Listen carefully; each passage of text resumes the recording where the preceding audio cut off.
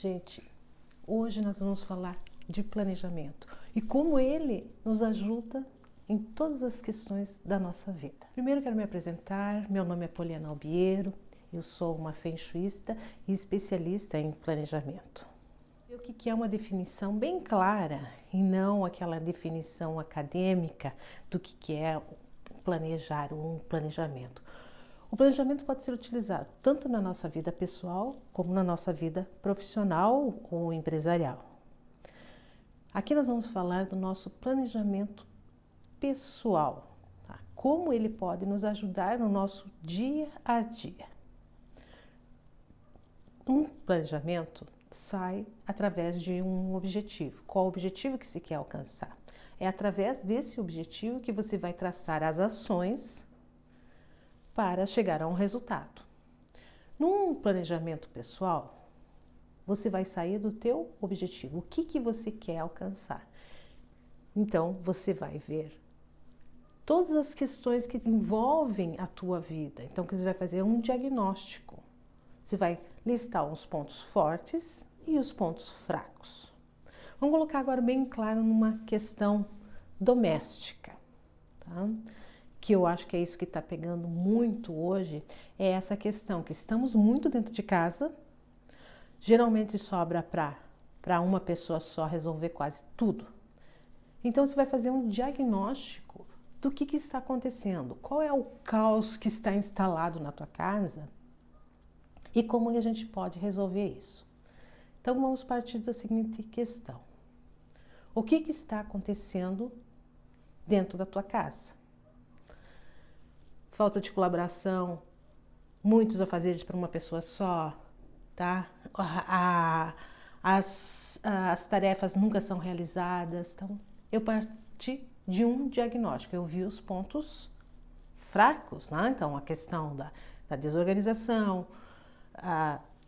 de só uma pessoa ter que fazer todos os afazeres, dessa falta de tempo para conseguir realizar todas as tarefas. Então, nós temos um ponto fraco. Agora vamos ver os pontos fortes. Tá? Quais são os pontos fortes? Você vai listar lá. Podemos distribuir as tarefas entre os membros que moram naquela casa. É um ponto forte. Tá? Essa distribuição. Você tem tantas pessoas podem colaborar com certas tarefas. Não é lógico, gente, pensar e analisar isso, que só a mãe ou a dona da casa que é responsável por todas as atividades que acontecem dentro de uma casa. Isso não tem lógica mais nos dias atuais. Pode ser que há décadas e muitas décadas atrás era a obrigação da mulher, mas atualmente nós mulheres, nós temos que trabalhar em casa e ainda trabalhar fora. Então, quer dizer, nós contribuímos com uma vida financeira da casa. E também não é justo que as pessoas que moram nesse ambiente não se responsabilizem por as tarefas. Quando nós pegamos toda essa carga sobre as nossas costas, principalmente nesse momento que nós vivemos com as nossas atividades tudo dentro de casa, as crianças em casa, porque as escolas estão fechadas, esse é um momento de pandemia, as crianças estão com aulas online ou essas aulas híbridas, né? Fica uma semana na escola, uma semana em casa, né? Muito confuso, não? Temos que algumas de nós estão trabalhando em home office em casa, então esse planejamento é muito importante. Você sentar com os membros daquela casa, da tua casa, e colocar quais são os pontos fortes, quais são os pontos fracos. Então, quer dizer, faz-se essa análise, faz-se esse diagnóstico e qual é o objetivo? O objetivo é organizar todas as tarefas da casa. Esse é o objetivo. Quem vai ficar com tal determinada tarefa? Suponhamos que de segunda a sexta-feira nós vamos distribuir as tarefas. Quem é responsável por tirar o lixo? Isso é uma tarefa que dá para dar para uma criança fazer. Uma criança de 10 anos tem a possibilidade tranquila de fazer, de retirar o lixo da casa. Então, é a atividade dela. O que mais que uma criança pode fazer? A criança pode organizar os seus pertences, ela pode dobrar a sua roupinha, ela pode guardar os brinquedos, ela pode guardar o material escolar. São coisas que a gente vai ensinando para os nossos filhos e que no futuro vamos preparando eles para uma vida em sociedade. Porque não pense vocês que se você não ensina teu filho a varrer, o mundo lá fora vai ensinar. E também não ensine ao teu filho que isso é uma atividade de menos valor. O que eu vejo hoje na nossa sociedade é a divisão de tarefas, de coisas lá, que umas são de mais valor e outras de menos valor. De que valeria um médico, um cirurgião, se antes dele entrar numa sala de cirurgia não tivesse a equipe de limpeza para desinfectar e limpar aquele ambiente. Quando ele chegava lá, ninguém fez, ele ia fazer a cirurgia, o que ia ter? Um monte de bactérias, um monte de... Naquele espaço, esse cirurgião teria êxito? Provavelmente não, porque o local estava contaminado. Então, passou-se uma equipe antes de limpeza, que para muitos, às vezes, é um serviço de menos-valia. Se nós vemos no geral, não é um serviço de menos-valia, é todo uma questão de integridade. Vão se integrando ao objetivo daquela instituição. A mesma coisa acontece na nossa casa. Vamos ensinar as nossas crianças, a fazer esses serviços, os afazeres domésticos, né? Uma criança, tá, com 8, 9, 10 anos, já pode lavar uma loucinha, ela já pode guardar as compras, ela pode organizar o quarto dela, ela pode pegar uma vassoura e limpar. Quer dizer, essa distribuição de tarefas é válido no momento que você está dentro do ambiente doméstico. E também você vai preparando o teu filho para a sociedade lá fora, quer dizer, para o convívio humano. Nós não estamos mais preparando as nossas crianças para o convívio humano. Mal e mal sabem elas de onde que vem um ovo. Algumas olham uma galinha, não sabem que o ovo vem da galinha. Olham uma vaca, não sabem que o leite vem da vaca. Como que nós estamos preparando as crianças para essa realidade do mundo afora? Excluindo elas, às vezes, dessas atividades que a gente acha de menos-valia. Quer dizer, o meu filho vai estudar para não ter que varrer? Gente, isso é uma crença cultural que estraga qualquer vida. Estraga qualquer vida. Eu já vi pessoas perderem os seus maridos, o seu casamento. Por quê? Porque não sabe fazer o básico do básico, quer dizer, limpar. Voltando para o nosso planejamento. Então, sentei lá com a turma, vamos fazer um cronograma. Uma outra questão que eu acho muito importante é quando as pessoas dizem assim, eu sou uma pessoa disciplinada, Poli, eu sou muito disciplinada, mas eu não tenho um cronograma. Eu não sigo isso. Aí eu fico pensando, se você é uma pessoa disciplinada, a disciplina vem de ordem. Você tem que saber levantar de manhã cedo e você tem que saber o que você vai fazer. E se você não sabe o que fazer, analise, se você não sabe o que vai fazer, você vai fazendo assim, aleatoriamente. E numa organização de uma casa, o aleatório não é legal. Por quê? Quando você deixa acumular certas coisas, você leva mais tempo para realizar uma tarefa.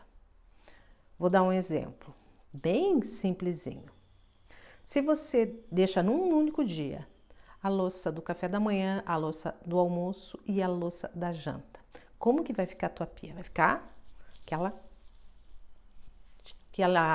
pilhas, né? Entulho de louça suja, de restos de alimento, de lixo ali em cima. No dia seguinte, quando você levanta, quanto tempo você vai levar para organizar a cozinha? Essa é a questão. Então, o cronograma, ou como dizem, né, alguns dizem assim, eu não quero ter um cronograma, mas o cronograma te ajuda a você equilibrar o teu tempo. Quando você equilibra o teu tempo, você consegue conciliar várias atividades e nada fica penoso.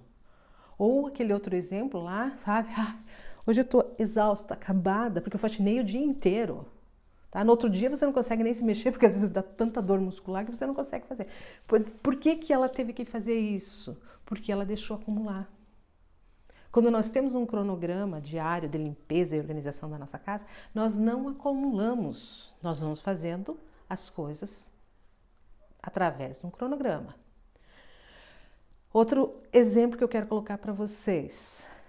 Existem atividades que a gente faz diariamente e existem atividades que a gente faz semanalmente e existem atividades que a gente faz mensalmente e outras de 3 em 3 meses ou de 6 em 6 meses, conforme é a tua vida, né? É conforme as tuas metas de vida. Então, vou dar um exemplo assim.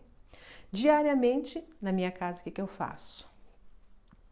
Eu retiro todos os lixos, nunca fica um lixo. Quem faz essa função?